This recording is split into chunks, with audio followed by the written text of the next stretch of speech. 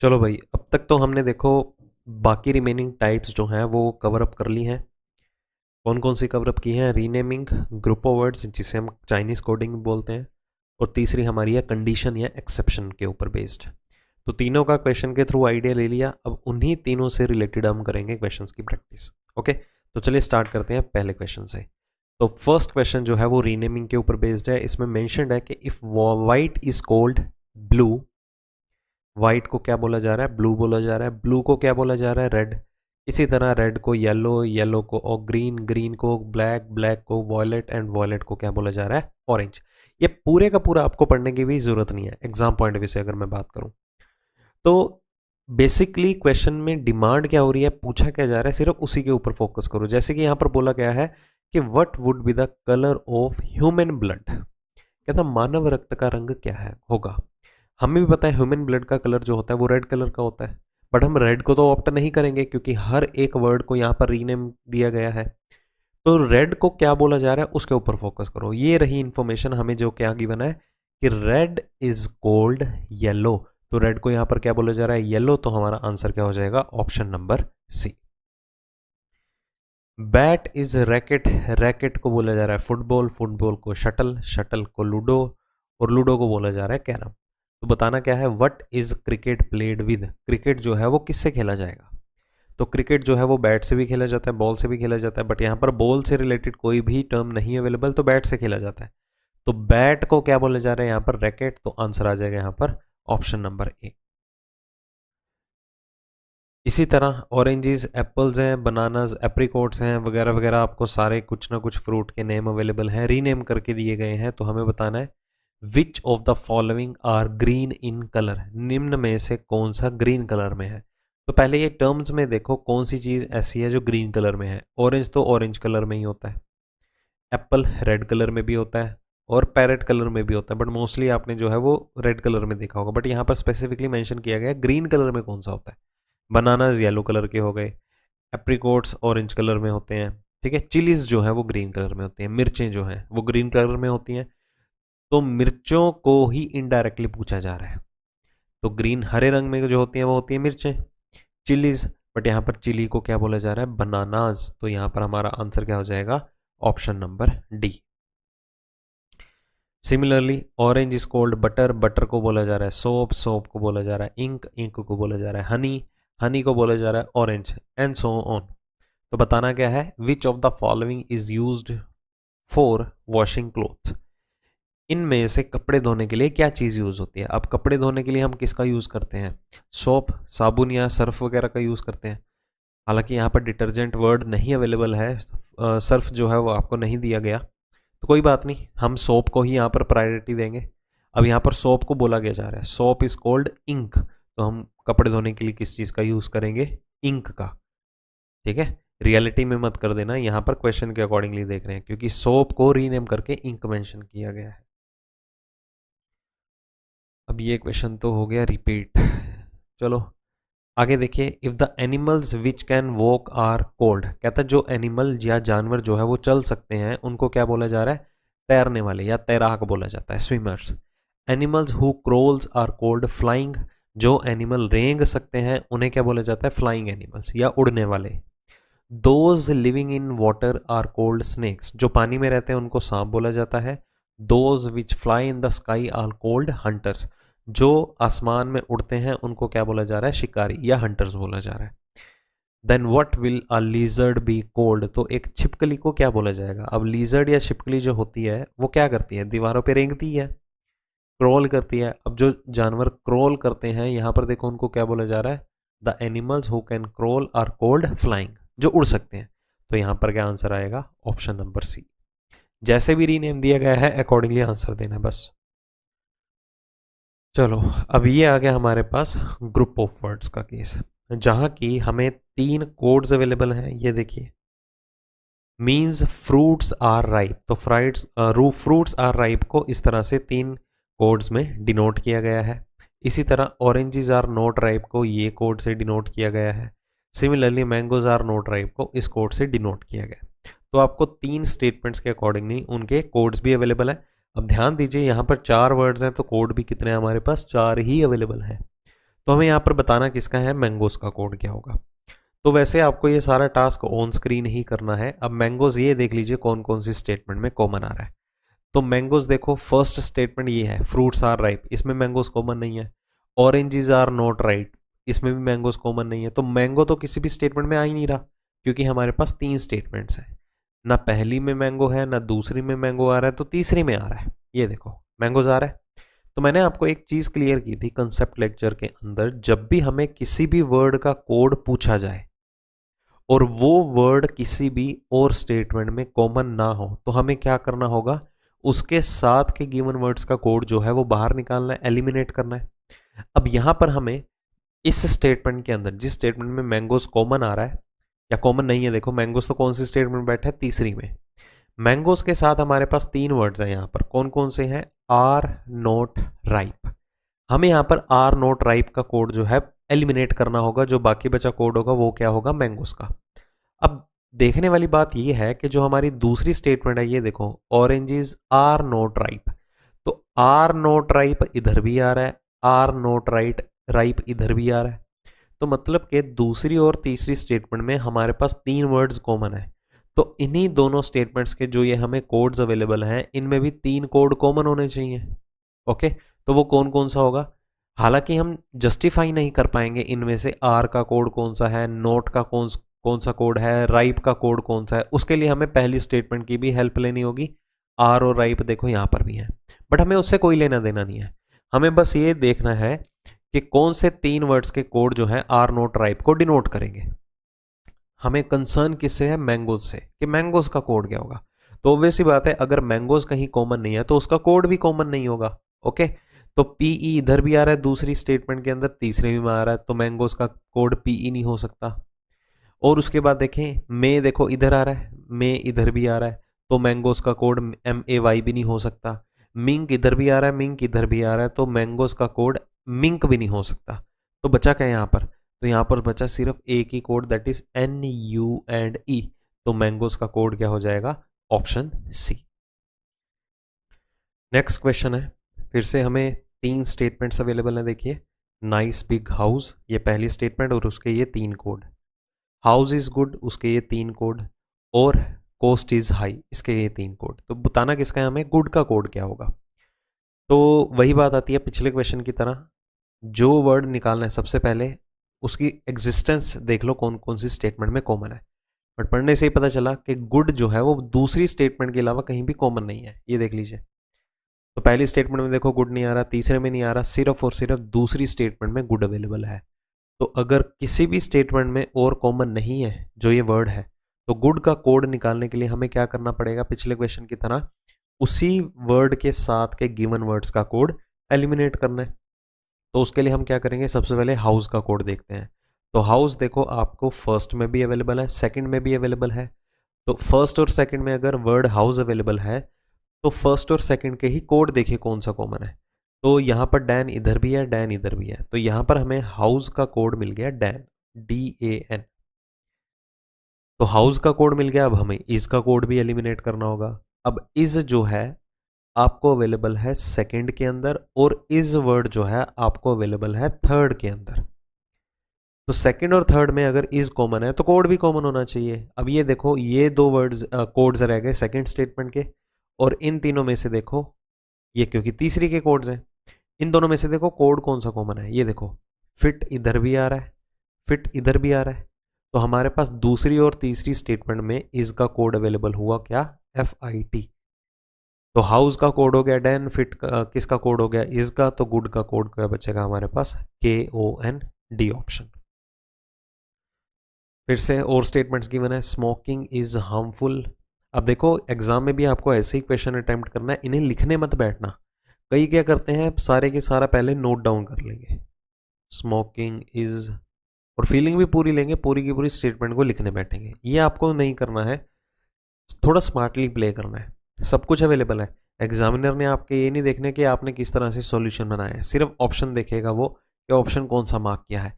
जैसे कि यहाँ पर गिवन है स्मोकिंग इज हार्मफुल, ये हमारी पहली स्टेटमेंट। अवॉइड हार्मफुल हैबिट, दूसरी स्टेटमेंट। प्लीज अवॉइड स्मोकिंग, तीसरी स्टेटमेंट हो गई। विच of the following means habit, तो हमें बताना है हैबिट का कोड क्या होगा। तो सबसे पहले देखते हैं हैबिट आ कहाँ रहा है। तो पहली में नहीं है हैबिट, दूसरी में है और तीसरी में भी नहीं है। तो मतलब कि यहाँ हैबिट जो है हमारे पास दूसरी में अवेलेबल है। हैबिट और किसी भी स्टेटमेंट में कॉमन नहीं है, तो हैबिट का कोड निकालने के लिए अवॉइड और हार्मफुल को एलिमिनेट करना पड़ेगा। तो हार्मफुल देखो जो हमें फर्स्ट और सेकंड में अवेलेबल है, कॉमन दिखाई दे रहा है। तो फर्स्ट और सेकंड के कोड देखो कौन से कॉमन है। तो फर्स्ट और सेकंड में देखो कौन सा कोड कॉमन हो रहा है, NAT। तो यहाँ पर हमारे पास हार्मफुल का कोड हो गया NAT। Got it. अब दूसरी जगह देखिए, हमें किसका कोड निकालना है, अवॉइड का। अवॉइड आपको दूसरी में गिवन है और तीसरी में भी गिवन है। तो दूसरी और तीसरी के कोड देखो कौन सा कॉमन है, DOR इधर भी आ रहा है, DOR इधर भी आ रहा है। Got it. तो यहां पर हमारे पास अवॉइड का कोड हो गया DOR। तो बाकी बचा कोड किसका रहेगा, हैबिट का, वो कौन सा रहेगा, VOG। अब तो देखो ये चीज आपने निकाल ली, ठीक है, कि हैबिट का कोड निकालने के लिए हमें अवॉइड और हार्मफुल को एलिमिनेट करना पड़ा। तो उसके लिए आपने अवॉइड का कोड देखा, हार्मफुल का कोड देखा, तभी फिगर आउट कर पाए। अब इसे एक और तरीके से भी कर सकते हो, इससे भी आसान तरीके से कर सकते हो, वो बताता हूँ कैसे। मुझे एक बात बताओ, अगर हमारे पास वर्ड हैबिट कहीं कॉमन नहीं है, क्या उसका कोड कहीं कॉमन होगा? बिल्कुल भी नहीं। अगर आप सोच रहे हो हाँ हो सकता है, फिर तो हैबिट वर्ड भी कहीं ना कहीं हो सकता है। तो मतलब कि हैबिट का कोड निकालने के लिए हमें अवॉइड और हार्मफुल का कोड एलिमिनेट करना था। हमें अवॉइड भी मिला दूसरी स्टेटमेंट्स के अंदर, हमें हार्मफुल भी मिला, जिससे हमने उसके ही कोरस्पॉन्डिंग कोड्स को बाहर निकाल दिया। समझ में आई बात? इन शॉर्ट, किसी भी वर्ड का कोड जब आप निकालने जा रहे हैं, अगर वो वर्ड कहीं भी कॉमन नहीं है, तो उसका जो भी कोड बैठा होगा वो कौन सा कॉमन होगा, कहीं भी बिल्कुल भी नहीं होगा। तो बस आपको ये देखना है इन तीनों में से, क्योंकि इतना तो मैं श्योर हूं हैबिट का कोड इन तीनों में से कोई एक होने वाला है, तो उसका कोड कहीं एग्जिस्ट नहीं करेगा, रिपीट नहीं होगा। तो देख लो कौन सा रिपीट कर रहा है, वो हैबिट का कोड नहीं होगा। अब VOG, तीनों स्टेटमेंट में देखो कहीं VOG आ रहा है, नहीं आ रहा। DOR आ रहा है, देखो DOR यहाँ पर अवेलेबल है, तो हैबिट का कोड ये नहीं हो सकता। NAT आपका पहले में आ रहा है, हैबिट का ये नहीं हो सकता। हैबिट का कोड क्या बचेगा, VOG। आप ऐसे डायरेक्टली कर लो, क्यों चक्करों में पड़ना कि अवॉइड का भी निकालो, हार्मफुल का भी निकालो। तो ये चीज़ें जो हैं वो धीरे धीरे प्रैक्टिस के थ्रू आती हैं, तो इन चीज़ों को आपको अप्लाई करना है एग्जाम के अंदर जाके। समझ में आई बात? अब जैसे देखिए, अब इससे रिलेटेड हमारे पास दो क्वेश्चंस अवेलेबल हैं। तो हमें पहले क्वेश्चन में देखो किसका निकालना है, विच वर्ड स्टैंड फॉर दे। दे का कोड क्या होगा? चलो दे का कोड निकालने के लिए हम देखेंगे दे कहाँ कहाँ कॉमन है। तो दे जो आ रहा है वो तीसरी स्टेटमेंट में आ रहा है बस, और कहीं भी नहीं आ रहा। Got it. तो हमें उसके लिए आर और बैड का कोड एलिमिनेट करना पड़ेगा। आर हमारा आ रहा है पहली और तीसरी में, पहली और तीसरी में कोड कौन सा कॉमन हो गया, NA। बैड हमारे पास आ रहा है दूसरी और तीसरी के अंदर, तो बैड का कोड दूसरी और तीसरी से क्या निकल के आया, TOK। तो आर का कोड हमारे पास क्या आया, TIM, सिंपली। और जो पिछले क्वेश्चन में मैंने आपको इन्फॉर्मेशन दिया, आप अकॉर्डिंगली वैसे भी कर सकते हो, दैट्स अप टू यू। ठीक है, चलिए अब तो ये तो हो गया इस क्वेश्चन का आंसर, बट अगले क्वेश्चन में देखो हमें क्या बोला गया है। To find the answer to the above question, कहता उपरोक्त प्रश्न का, मतलब ऊपर वाले क्वेश्चन का आंसर देने के लिए विच of the given statements can be dispensed with, कि कौन सी स्टेटमेंट्स कौन सी, कथन कौन से, ये तीन A, B और C, इनमें से किन स्टेटमेंट्स को आप डिस्पेंस्ड विद कर सकते थे। तो पहले तो मीनिंग समझते हैं डिस्पेंस्ड विद होता क्या है। डिस्पेंस्ड विद मतलब किसी चीज को त्याग देना, डिस्कार्ड कर देना। अगर हम उन चीज़ों को यूज़ ना भी करें तो भी हम अपनी चीज़ों को या आउटपुट को फुलफिल कर सकते हैं। समझ में आया? अगर नहीं क्लियर तो क्वेश्चन के थ्रू बताता हूँ। देखो डिस्पेंस्ड विद होता क्या है, अब इस क्वेश्चन का पहले सॉल्यूशन दूंगा फिर क्लियर करूंगा। अब उपरोक्त प्रश्न मतलब यहां पर हमें ऊपर वाले क्वेश्चन में क्या पूछा गया था, अबव क्वेश्चन के अंदर दे का कोड निकालो। तो मुझे एक बात बताओ, हमने दे का कोड निकालने के लिए कौन कौन सी स्टेटमेंट को यूज किया था? दे का कोड निकाला ना हमने, तो दे का कोड निकालने के लिए कौन कौन सी स्टेटमेंट को यूज किया था? तो दे देखो ना तो हमें पहली में गिवन था ना ही दूसरी में गिवन था, तो हमने दे का कोड निकालने के लिए आर और बैड को एलिमिनेट करना पड़ा। तो हमें आर वर्ड जो है पहली से मिला, बैड वर्ड जो है वो दूसरी से मिला। मतलब इन शॉर्ट हमें तीनों के तीन स्टेटमेंट्स का यूज़ करना पड़ा, तभी हम निकाल पाए हैं दे का कोड क्या होगा, क्योंकि आर पहली और तीसरी को यूज़ करके आएगा, बैड दूसरी और तीसरी को यूज़ करके आया। अल्टीमेटली हुई तो तीनों की तीनों स्टेटमेंट यूज़ ना। तो यहाँ पर कोई भी स्टेटमेंट ऐसी नहीं थी कि जिसे हम डिस्पेंस्ड विद कर सकते थे, मतलब डिस्कार्ड कर सकते थे। ठीक है, तो यहाँ पर आंसर हमारा क्या रहेगा, नन। ये ऑप्शन में नहीं अवेलेबल, वैसे आपका यहाँ पर आंसर क्या रहेगा, नन। इसे इग्नोर करके चलिए, आपको पीडीएफ जो मिलेगी उसमें आपको ये करेक्ट होगा सारे के सारे ऑप्शन। तो यहाँ पर कोई भी एक सिंगल स्टेटमेंट नहीं है ऐसे ही जिसे हम डिस्पेंस्ड विद मतलब डिस्कार्ड कर सकते थे। डिस्पेंस्ड विद मतलब डिस्कार्ड करना या हटा देना, कि आप उसके बिना भी अपने क्वेश्चन का आंसर निकाल सकते हो। अब सोच के चलो, अगर हम ए स्टेटमेंट को इग्नोर करके चले, क्या हम दे का कोड निकाल सकते थे? बिल्कुल भी नहीं। फिर आर वर्ड कहाँ जाता? सोच के चलो, क्या हम बी स्टेटमेंट को इग्नोर कर सकते थे? बिल्कुल भी नहीं। फिर ये बैड वर्ड कहाँ जाता? दे के साथ फिर बैड भी वर्ड फंसा जाता, फिर हम दे का कोड निकाल ही नहीं पाते। समझ में आई बात? और तीसरी तो यूज होगी ही होगी, क्योंकि दे वर्ड ही तीसरी में बैठा हुआ है, तो वो तो यूज होनी ही होनी है। जो यूज ना होती फिर भी हम दे का कोड निकाल सकते थे, हम उसको डिस्पेंस्ड विद या इग्नोर करके चल सकते थे और वो हमारा आंसर हो जाता। बट यहाँ पर कोई स्टेटमेंट ऐसी नहीं थी, इसलिए हमारा आंसर क्या रहेगा, नन। तो इसमें आपको ऑप्शंस नहीं अवेलेबल थे, वैसे इसमें रहेगा ऐसा कोई भी नहीं है स्टेटमेंट इग्नोर करने वाला। अगले में देखिए, जैसे गिवन है हमें, अब इसमें पी छोटा होगा, ये कैपिटल नहीं है, पी स्मॉल आएगा, क्योंकि सारे देखिए कोड्स स्मॉल लेटर से स्टार्ट हो रहे हैं ना। चलो, हमें निकालना है समर का कोड, पहला क्वेश्चन इस सेट का। तो समर देखिए कहाँ का कॉमन आ रहा है, समर आपका दूसरी और तीसरी में कॉमन आ रहा है, दूसरी और तीसरी में कॉमन कौन आना है, आर ई। तो समर का कोड यहाँ पर क्या हो गया, आर ई। इतना क्लियर हो गया। अब अगले क्वेश्चन में फिर से देखिए, कहता है which of the given statements is superfluous and can be dispensed with while answering the above question. कहता उपरोक्त प्रश्न का उत्तर खोजने के लिए दिए गए कथनों में से कौन सा छोड़ा जा सकता है, मतलब जो एक्स्ट्रा इंफॉर्मेशन है पिछले क्वेश्चन की तरह। अब मुझे एक बात बताओ, हमने समर का कोड निकाला, समर का कोड निकालने के लिए ये चारों स्टेटमेंट्स में से हमारी कौन कौन सी स्टेटमेंट्स जो है वो यूज हुई हैं समर का कोड निकालने के लिए? देखो, हमारी दूसरी स्टेटमेंट यूज हुई है और तीसरी स्टेटमेंट यूज हुई है। क्या हमने समर का कोड निकालने के लिए पहली और चौथी मतलब ए या डी स्टेटमेंट का कहीं यूज किया? बिल्कुल भी नहीं। मतलब ये ए और डी स्टेटमेंट जो है हमारे लिए इस क्वेश्चन का आंसर निकालने के लिए सुपरफ्लो स्टेटमेंट है, मतलब फालतू में एक्स्ट्रा इंफॉर्मेशन गिवन है।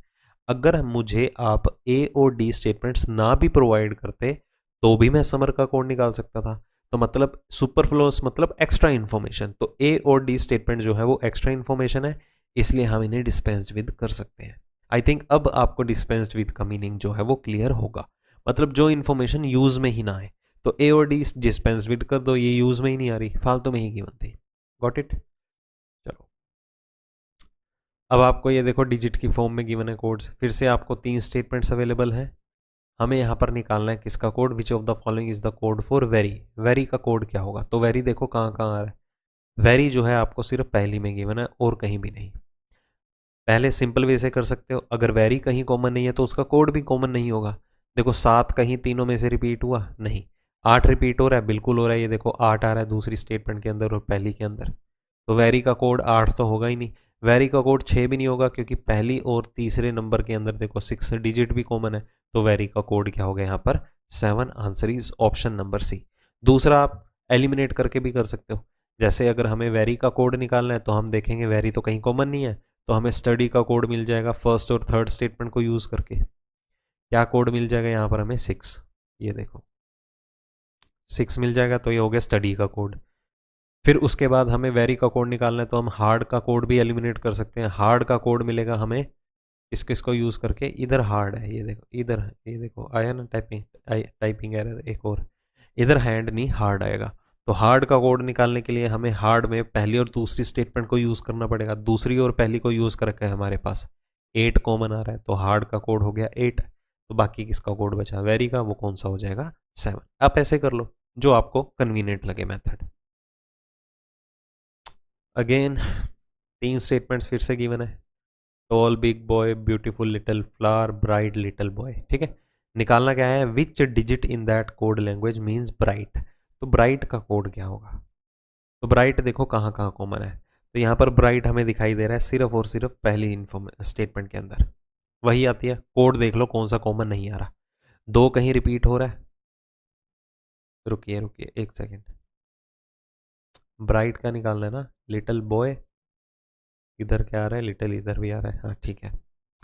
तो चलो हम देखते हैं ये चीज़। अब ब्राइट में कोई डिजिट जो है वो कॉमन नहीं होना चाहिए, वन रिपीट हो रहा है, ये देखो वन रिपीट हो रहा है पहली और दूसरी में, तो ब्राइट का कोड वन नहीं हो सकता, ब्राइट का कोड थ्री नहीं हो सकता, तो ब्राइट का कोड क्या बचेगा, two, that is B option. Otherwise आप कॉमन निकाल के भी कर सकते हो, आंसर यही निकलने वाला है। नेक्स्ट क्वेश्चन में किसी सर्टेन कोड लैंग्वेज में हमें फिर से देखिए स्टेटमेंट्स अवेलेबल हैं, ट्रुथ इज एटर्नल पहली, ये दूसरी स्टेटमेंट, और ये हमारे पास तीसरी। निकालना किसका कोड है हमें, एनमाइटी का। तो हम देखेंगे सबसे पहले एनमाइटी कहाँ कहाँ कॉमन आ रहा है। अब देखिए तीनों ही स्टेटमेंट्स के अंदर अगर हम देखें, दूसरी स्टेटमेंट के अलावा एनमाइटी वर्ड कहीं भी कॉमन नहीं है। ओके, ये देखिए दूसरी के अलावा कहीं भी एनमाइटी वर्ड कॉमन नहीं है। तो एनमाइटी वर्ड का कोड निकालने के लिए हमें इज नॉट एटर्नल का कोड एलिमिनेट करना पड़ेगा। अब ध्यान देने वाली बात यह है, अगर हम दो वर्ड्स को टारगेट करते हैं, कौन कौन से, इज और एटर्नल, ध्यान से देखना, इज एटर्नल, इज हमें फर्स्ट और सेकंड में अवेलेबल है, एटर्नल भी हमें फर्स्ट और सेकंड में अवेलेबल है। अगर फर्स्ट और सेकंड को अगर हम यूज करें तो हमारे पास दो वर्ड्स आ रहे हैं, इज और एटर्नल, दो वर्ड कॉमन हुए। अगर पहले और दूसरे में दो वर्ड कॉमन है, इज एंड एटर्नल, तो कोड भी तो दो कॉमन होने चाहिए। तो कॉमन कोड उठाते हैं यहाँ पर कौन कौन सा है, तो ध्यान दीजिए 3A आपका फर्स्ट और सेकंड में कॉमन है, 7C भी आपका फर्स्ट और सेकंड में कॉमन है, क्योंकि दो वर्ड कॉमन है तो दो कोड भी कॉमन होने चाहिए।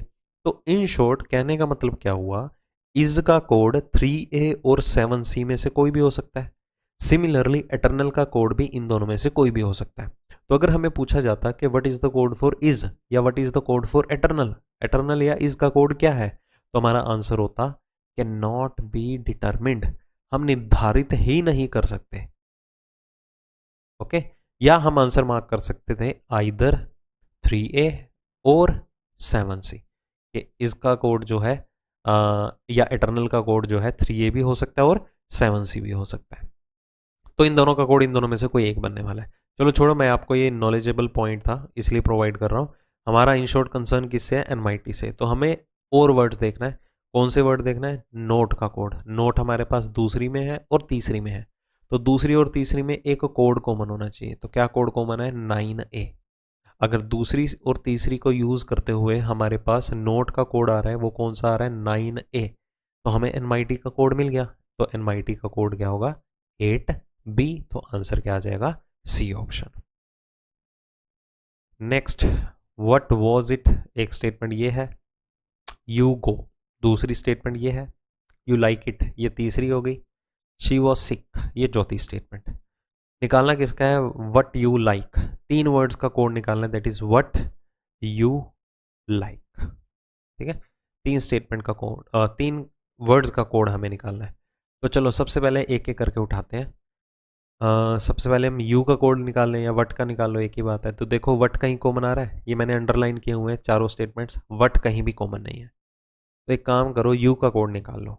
यू हमें दूसरी और तीसरी में गिवन है, दूसरी और तीसरी में निकाल लो कोड कौन सा कॉमन है, यू और गो, MONIL, दूसरी में तो दो कोड्स अवेलेबल है, तो NIL, MO नहीं है, तो मतलब हमें यू का कोड मिल गया NI और L। यू का कोड क्या मिल गया हमारे पास, NIL। तो जहां पर NIL नहीं आएगा हम उसको एलिमिनेट कर सकते हैं, जैसे सी ऑप्शन एलिमिनेट हो गया। Got it. अब ये मत कहना कि बी ऑप्शन आंसर आएगा, क्योंकि यू सेकंड प्लेस पे है तो NIL उसका जो कोड है वो भी सेकंड प्लेस पे आएगा, ऐसा जरूरी नहीं है। अगर आप ऐसा सोच रहे हो ना, फिर तो मैं वट का कोड मार्क कर देता हूँ LEE, वोज का कोड मार्क कर देता हूँ RA, फिर तो कोरेस्पॉन्डिंग हो गया। अगर सभी वर्ड्स के कोड्स शफल्ड हैं तो जो इनका आंसर होगा वो भी शफल्ड फॉर्म में ही कोड्स इनके अवेलेबल होंगे।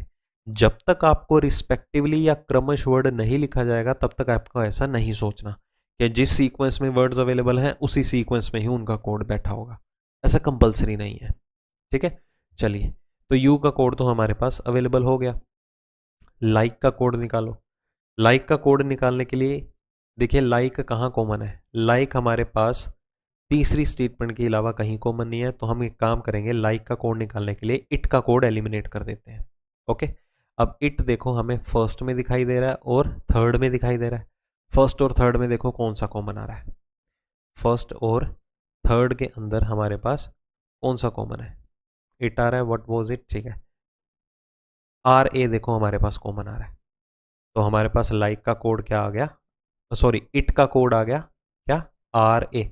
अगर इट का कोड आर ए है तो लाइक का कोड क्या बचा, पी ओ एम। तो लाइक का कोड क्या बचा, पी ओ एम। तो पी ओ एम तो ए ऑप्शन में भी नहीं है, तो ये भी बाहर निकाल दो, या बी और डी में से मेरा कोई आंसर होने वाला है। ओके, चलो अब बात आती है किसकी, वट की। अब वट देखो पहली स्टेटमेंट में कॉमन है, बट हमारे पास दो कोड्स हैं। वट का कोड एल डबल ई और डी ई दोनों में से कोई भी हो सकता है। तो हम एक काम करते हैं, वोज का कोड भी एलिमिनेट कर देते हैं। तो वोज का कोड कैसे एलिमिनेट होगा, अब वोज देखो आपको फर्स्ट में अवेलेबल है, आपको फोर्थ में अवेलेबल है।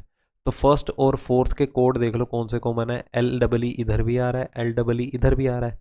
तो यहाँ पर वोज का कोड हो गया हमारे पास एल डबल ई, बचा किसका कोड, वट का, वो कौन सा हो गया, डी ई। ठीक है, क्या कोड हो गया, डी ई।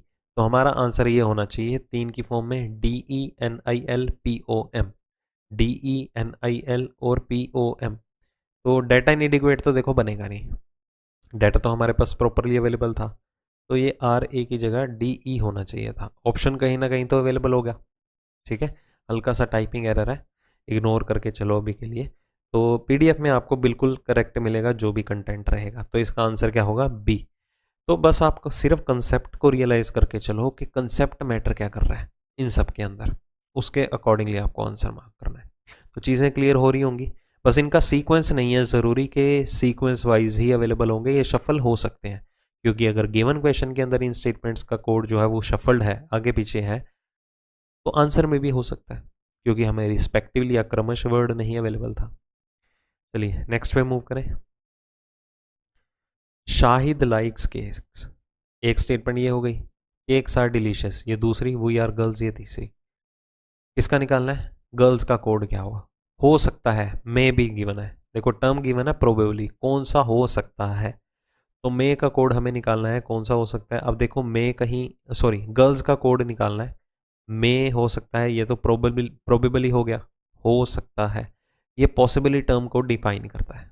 ठीक है, तो हम एक काम करेंगे, गर्ल्स का देखते हैं सबसे पहले, गर्ल्स वर्ड कहाँ कहाँ कॉमन है। तो गर्ल्स जो है वो तीसरी स्टेटमेंट के अंदर कॉमन आ रहा है वर्ड, और कहीं भी कॉमन नहीं है। तो उसके लिए हमें वी और आर का कोड एलिमिनेट करना पड़ेगा। वी भी देखो कहीं भी कॉमन नहीं है, ये देखो वी भी तीनों स्टेटमेंट्स के अंदर कॉमन नहीं है, आर जरूर कॉमन है। तो हम एक काम करते हैं, हम आर का कोड एलिमिनेट करते हैं। तो आर जो है हमें दूसरी में गिवन है, आर वर्ड जो है हमें तीसरी में भी गिवन है। तो दूसरी और तीसरी का कोड देख लो कौन सा कॉमन है, 7, ये देखो 7 कॉमन हो गया, तो आर का कोड हो गया 7। अब गर्ल्स का कोड जो है वो 2 और 4 में से कोई भी हो सकता है, 2 और 4 में से कोई भी हो सकता है। तो हमें सिंपली अगर डेफिनेटली पूछा जाता कि what is the code for girls, तो हमारा आंसर होता है डाटा इनएडिक्वेट या कैन नॉट बी डिटरमिन्ड, हम निर्धारित नहीं कर सकते हैं, या आंसर होता आइदर 2 और 4, है ना, यही मार्क करते। अब यहां पर क्वेश्चन को आपको थोड़ा सा केयरफुली पढ़ना होगा, यहां पर प्रोबेबली पूछा गया कि कौन सा हो सकता है। हमें पता है गर्ल्स का कोड 2 भी हो सकता है, गर्ल्स का कोड 4 भी हो सकता है, तो जो ऑप्शन में अवेलेबल हो उसे प्रायोरिटी दे दो। हमें क्या गिवन है, 2 अवेलेबल है इसलिए इसे ऑप्ट कर लेंगे, 4 होता तो उसे ऑप्ट कर लेंगे। दोनों नहीं गिवन होंगे, अगर दोनों ऑप्शंस गिवन होंगे ना, 2 भी है 4 भी है, फिर आपको ये थोड़ा पूछा जाएगा, मे वर्ड थोड़ा लिखा होगा, क्योंकि दो दो ऑप्शंस कभी भी एक साथ आंसर नहीं हो सकते हैं। समझ में आई, तो ये छोटी छोटी बातें इनका ध्यान रखिएगा, क्योंकि इन्हीं की वजह से आपके क्वेश्चन गलत होने के चांसेस हो सकते हैं। चलो तीसरी हमारी फोर्थ टाइप से रिलेटेड क्वेश्चन आ गया, जो है कंडीशंस के ऊपर बेस्ड। आपको एक टेबल अवेलेबल है, चलो एक्सेप्शन भी गिवन हो गई। अब एक्सेप्शन जो है वन टाइम आप गो थ्रू कर लो, सिर्फ एक बार पढ़ लो, याद नहीं करना। कहता if a number begins and ends with an odd digit, the first and the last digits are to be coded as Y and hash respectively. कहता अगर हमारे पास कोई भी नंबर आया जिसको हम इन कोड्स के साथ रिप्लेस करने वाले हैं, अगर उस नंबर की स्टार्टिंग और एंडिंग एक ओड डिजिट मतलब एक विषम अंक से हो रही है, तो हम पहले और आखिरी डिजिट को क्रमश किस से रिप्लेस कर लेंगे, y से और हैश से। मतलब y को पहले के साथ रिप्लेस कर लो, हैश को दूसरे के साथ, क्योंकि रिस्पेक्टिवली टर्म गिवन है।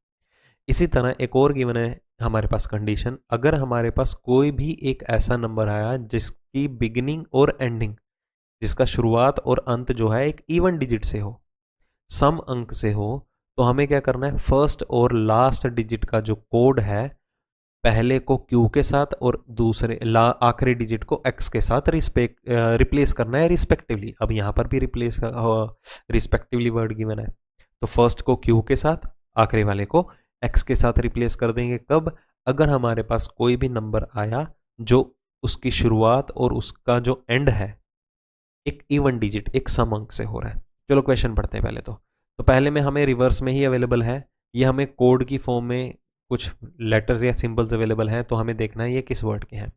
तो r परसेंटेज l, r किसका है, परसेंटेज किसका है, l किसका है, वो कौन कौन से हैं, 0, 6 और l किसका है, 9। उसके बाद क्या है, a के एट द रेट, a के एट द रेट, a किसका है देखो 7 का, k किसका है 2 का, एट द रेट किसका है 1 का। तो ये हमारा फाइनल आंसर होना चाहिए, इसी का कोड जो है बनेगा जो हमें गिवन है, r परसेंटेज l a के एट द रेट। तो क्या है 069721, 069721 कहीं भी नहीं अवेलेबल, तो आंसर क्या आ जाएगा, नन ऑफ दिस। तो नन ऑफ दिस का हमारे पास मीनिंग क्या होता है कि हमारे पास आंसर तो आया बट वो किसी भी ऑप्शन के अंदर हमें अवेलेबल ही नहीं था, तो हम मार्क करते हैं नन ऑफ दिस। ओके, चलो अगला क्वेश्चन। अब 173548 क्या हमारे पास कोई एक्सेप्शन यहाँ फॉलो होगी, कंडीशन बिल्कुल भी नहीं, क्योंकि हमारे पास कंडीशन क्या है, या तो ओड से शुरू या खत्म होना चाहिए या इवन से शुरू या खत्म होना चाहिए। बट यहाँ पर ओड पे शुरू हो रहा है और इवन पे खत्म हो रहा है, तो कंडीशन कोई फॉलो अप करने का कोई मतलब ही नहीं बनता। तो सिंपली टेबल से कोड्स उठाओ, कॉपी पेस्ट कर दो। तो पहले उठाते हैं 17 और 3 का। तो 173 का देखो क्या है, 1 का क्या है एट द रेट, 7 का क्या है ए, और 3 का क्या है यहाँ पर एच। तो क्या क्या आएगा, एट द रेट ए और H, at the rate A H. ये पहले 3 डिजिट के हो गए। 548 का निकाल लो। अब देखो 5 का क्या है ई, 4 का है एम, 8 का हो गया डॉलर, मतलब ई एम डॉलर। अगले 3 के ई एम डॉलर, ये कोरस्पॉन्डिंग ही उठाने हैं सीक्वेंस वाइज, ठीक है, इस चीज़ का ध्यान रखना। ये सब चीज़ें टाइप टू टाइप वेरी करती हैं। तो यहाँ पर आंसर क्या हो जाएगा, ए ऑप्शन। चलो इसका कोड निकालना है। अब इसका कोड निकालना है तो हमारे पास ये नंबर जो है स्टार्ट भी हो रहा है एंड भी हो रहा है एक इवन डिजिट से, मतलब यहाँ पर हमारी दूसरी एक्सेप्शन जो है वो फॉलो अप होगी।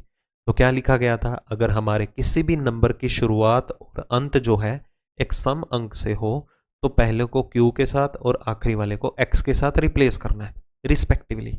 तो पहली जगह आ जाएगा इधर q और आखिरी जगह क्या आ जाएगा x। ऑप्शन एलिमिनेट कर दो, ये भी एलिमिनेट, देखो q से तो स्टार्ट हो रहा है, x पे खत्म नहीं हो रहा, ये भी एलिमिनेट, स्टार्टिंग में q आना चाहिए था, ये भी एलिमिनेट, कंडीशन ही नहीं लगाई, तो आंसर क्या आ गया, बी ऑप्शन। आपको कोड से देखने की जरूरत ही नहीं है अगर आप कंडीशन को जस्टिफाई करवा पा रहे हो यहाँ पर, तो कोड्स देखो ही मत, सिंपली सॉल्व करो, ऑप्शन को एलिमिनेट करो। अगला देखिए, अब यहाँ पर निकालना है 3, 8, 9, 1, 6, 7। अब अगले क्वेश्चन में भी देखिए क्या है, हमारे पास ये जो है ओड से स्टार्ट भी हो रहा है और ओड पे एंड भी हो रहा है, मतलब हमारी पहली कंडीशन फुल होगी। तो उसमें हमारे पास क्या था कि पहले को y के साथ और आखिरी वाले को हैश के साथ रिप्लेस करो, ठीक है, पहले को y के साथ और आखिरी को हैश के साथ रिप्लेस करो। ऐसा ऑप्शन देखेंगे जो y से स्टार्ट हो रहा हो हैश पे खत्म हो रहा हो। पहला नहीं है, दूसरा भी नहीं है, तीसरा भी नहीं है, बचा कौन, चौथा ऑप्शन। तो ये हमारा आंसर हो गया। रेस्ट आप मैच कर सकते हो अगर आपका ऑप्शन एलिमिनेट नहीं होता है कोई तो। फिर से एक टेबल गिवन है, कंडीशन गो थ्रू कर लो just verbally. If a number starts with non zero odd digit then odd digit is coded as dollar. अगर हमारा कोई भी नंबर एक विषम अंक से शुरू हो रहा है, स्टार्टिंग है बस, एंडिंग नहीं बोला, कहता सिर्फ शुरू हो रहा है, तो उस ऑड डिजिट को किससे रिप्लेस करना है, डॉलर से। अगर कोई नंबर खत्म होता है जीरो पे, स्टार्ट चाहे जो मर्जी से हो, अगर खत्म वो जीरो पे हो रहा है तो उसको हम एट द रेट के साथ रिप्लेस कर देंगे। अगर कोई नंबर स्टार्ट हो रहा है एक सम अंक से, इवन डिजिट से, तो हम उसको रिप्लेस कर देंगे एंड या एम्परसेंट के साइन से, खत्म चाहे जहां मर्जी हो। तो यहाँ पर या तो शुरू हो रहा है या खत्म हो रहा है, इन तीनों से रिलेटेड ही एक्सेप्शन गिवन है। चलो क्वेश्चन सॉल्व करके देखते हैं। पहला गिवन है 3840291। अब शुरू कहाँ से हो रहा है? 3, मतलब एक ओड डिजिट से। खत्म का तो कोई चक्कर नहीं है ना, तो मतलब हमारी यहाँ पर पहली एक्सेप्शन फॉलो हो जाएगी कि अगर ओड डिजिट से, विषम अंक से कोई भी नंबर स्टार्ट हो रहा है तो उस ओड डिजिट को डॉलर के साथ रिप्लेस कर दो। तो मतलब जो ये 3 होगा वो डॉलर के साथ रिप्लेस हो जाएगा। बाकियों का कोड टेबल में से उठा लो। अब हमारी जो स्टार्टिंग है वो डॉलर से होनी चाहिए। सी ऑप्शन एलिमिनेट हो गया, ए भी एलिमिनेट हो गया। ये आखिरी में डॉलर लगाने का मतलब क्या है? ऐसी तो कोई एक्सेप्शन नहीं है ना। और डॉलर कब लगेगा? जब कोई कंडीशन फॉलो हो। कंडीशन एक फॉलो हो रही है, उसके अकॉर्डिंगली हमने पहले अंक को डॉलर से रिप्लेस कर दिया। ये आखिरी में फालतू में डॉलर लगाने का क्या मतलब है? उसने ये थोड़ा बोला था कि आखिरी वाले को भी डॉलर से रिप्लेस करो। ये भी एलिमिनेट हो गया। देखो इधर एट द रेट क्यों आया? क्योंकि एट द रेट हम कब अप्लाई करेंगे? जब कोई भी नंबर जो है जीरो पे खत्म हो रहा हो। यहां पर इन्होंने मिडल में ही जीरो आ रहा था तो एट द रेट लगा दिया। मोर ओवर डॉलर से स्टार्ट भी नहीं हो रहा। आंसर क्या आ गया? B option. खत्म कहानी, मैच करने की जरूरत ही नहीं है। अब डॉलर PKJHB ये हमें रिवर्स में गिवन है, तो हमें बताना है किस नंबर का ये कोड है। अब अगर हम बात करें इस डॉलर की, क्या डॉलर किसी का कोड था? ये देखो किसी का नहीं है। तो डॉलर कब आता है? जब हमारी कोई कंडीशन फॉलो हुई है। कौन सी कंडीशन फॉलो हुई है? Condition number 1। देखो पहली कंडीशन हमारे पास क्या कहती है कि अगर कोई भी अंक नंबर एक विषम अंक से शुरू हो तो हम डॉलर लगाते हैं। ओके, मतलब ये कंडीशन के ऊपर बेस्ड कोड बना हुआ है। अब विषम अंक हमारे पास कौन से होते हैं? 1, 3, 5, 7, 9। क्या हम डिफाइन कर सकते हैं कौन से विषम अंक को ये रिप्लेस करके आया होगा? बिल्कुल भी नहीं कर सकते। तो हम ये क्वेश्चन करेंगे ऑप्शन के थ्रू। हम ऐसा ऑप्शन देखेंगे जो एक विषम अंक से शुरू हो रहा हो। ठीक है, विषम अंक से शुरू हो रहा हो। ए सम अंक से हो रहा है, सी सम अंक से हो रहा है, सिर्फ बी ऑप्शन ऐसा है जो विषम अंक से शुरू हो रहा है। ठीक है, तो अब मोस्टली क्या करेंगे? इसे मार्क कर देंगे। वो आप करेंगे अपने रिस्क के ऊपर। आप सिर्फ डॉलर को प्रायोरिटी दे रहे हो ना, ये बाकी इधर क्या नाचने आए हैं? इनका कोड भी तो मैच करना चाहिए। अब कई क्या करेंगे? इसी को ही मार्क कर देंगे। हालांकि अगर कोई भी डिजिट का कोड मैच ना करता हुआ ना इधर, तो वो तो गलती हो गई। तो बाकियों के कोड भी आपको मैच करके देखने हैं। ठीक है, जैसे है PKJHB, हम इनके भी मार्क करके देखेंगे तब आंसर ऑप्ट करेंगे बी ऑप्शन, अदरवाइज नहीं। चलो PKJHB का देखते हैं। P किसका है? 5 का, K किसका है? 1 का, J किसका है? 7 का। मतलब पहले 3 डिजिट होने चाहिए 5 1 7, 5 1 7। H और B किसका है? H है 8 का और B किसका है? 4 का। 8 और 4 अगले दो अंक। ठीक है, 8 और 4। तो पहला था डॉलर, डॉलर को रिप्लेस किया ऑड डिजिट। वो ऑड डिजिट या विषम अंक कोई भी हो सकता था। तो ऑप्शन के थ्रू देखा 5 है, बाकी के कोड भी मैच कर रहे हैं। अब हम श्योर हैं, अब हम मार्क कर सकते हैं हमारा आंसर क्या होगा? Option number B. ठीक है, तो इन चीज़ों का भी आपको ध्यान रखना है। अगला देखिए, what will be the code for 6374082? इसका कोड क्या होगा? अब कंडीशन फॉलो होगी। हमारा अंक जो है पहला, उस नंबर का एक सम अंक से शुरू हो रहा है। ये देखो, if a number start with an even digit, अगर वो सम अंक से शुरू हो तो उस सम अंक को किससे रिप्लेस करो? एम्परसेंट से या एंड के साइन से। ठीक है, चलो रिप्लेस कर दिया, बाकियों के उठा लेंगे। अब देखो ऑप्शन एलिमिनेट करो, ये एलिमिनेट हो गया क्योंकि खत्म भी ये एम्परसेंट से हो रहा है। ऐसा तो कोई कंडीशन नहीं थी। ये बीच में एट द रेट लगाने का क्या मतलब है? एट द रेट कब आता है? जब जीरो पे खत्म हो।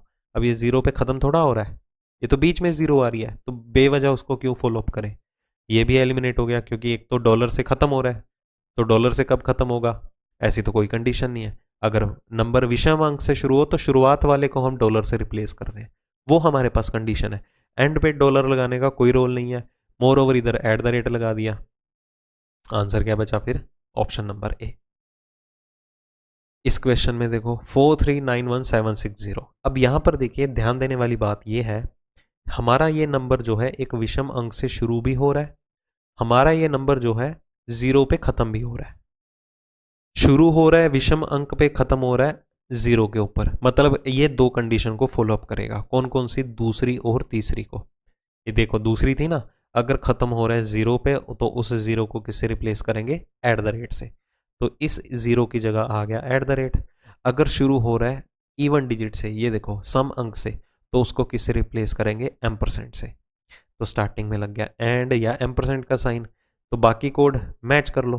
तो पहले देखो स्टार्टिंग और एंडिंग एंड या एट द रेट से शुरू और ख़त्म हो भी रही है ना, ये देखो एंड पे एट द रेट नहीं है तो इसको तो बाहर निकालो, ये भी बाहर निकला। इन दोनों में से मेरा कोई एक आंसर है।